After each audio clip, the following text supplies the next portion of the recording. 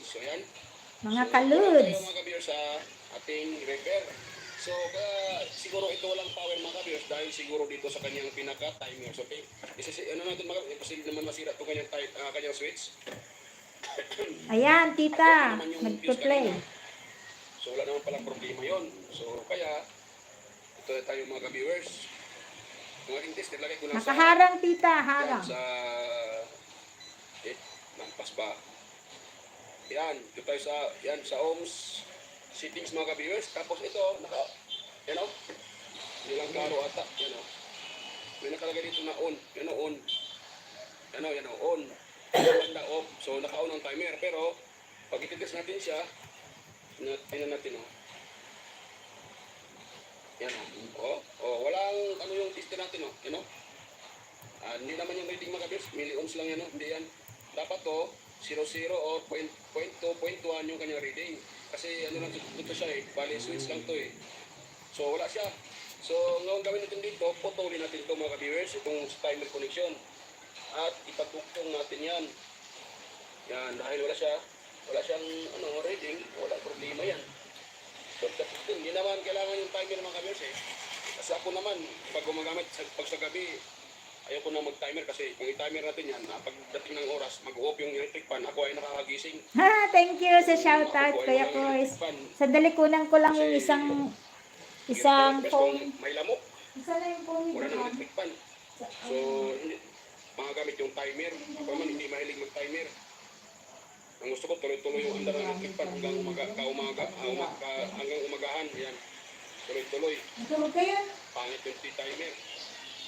Pag isip natin sa timer, nag-off yun.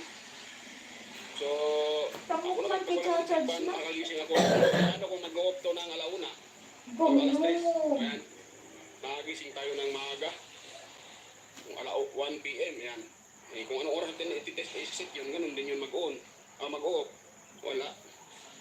Kaya shortcut yung gawin natin mga ka-viewers dito. Nakahiram ako ng phone. Sure ball. Yan. Electrical May pang-watch ako. Para yung ninja ko ay gagala. Yan. So, hindi ko muna ito isira mga ka-viewers. I-test muna tayo kung mayroon tayong makukuha dito na reading. Yan. So, tapos ko na ilagay. So, dito ko lang ito. Yan. Mga ka-viewers. Maturog kayo, kids. Yun. Tapos, yun lang. Simple. Ngayon, test tayo mga ka-viewers ha. Yan. So, naka-ano pa rin tayo. Naka-ohm settings. Tapos, ganyan natin itong electric fan. Tapos, kunin natin yung kanyang pinaka-power cord dito.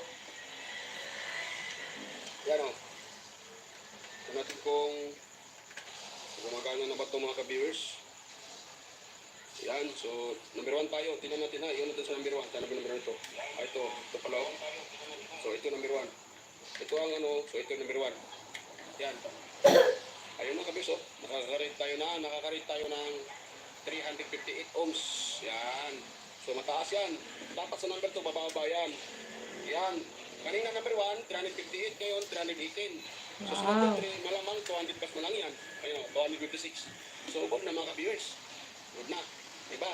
So, ganun lang. Yun lang pala ang problema. Yung timer niya. Kagwang na timer na yan. Hamak pa.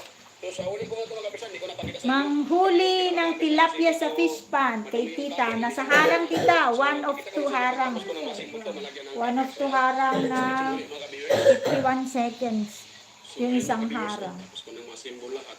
Pangalawang Ito harang, siya medyo kinalawang lang kunti yung kaha, pero 15 seconds. ito mga kabers, lilinisan ko to. Then connect Kois Repair and Tutorial. Nakakonect na sa'yo si tita.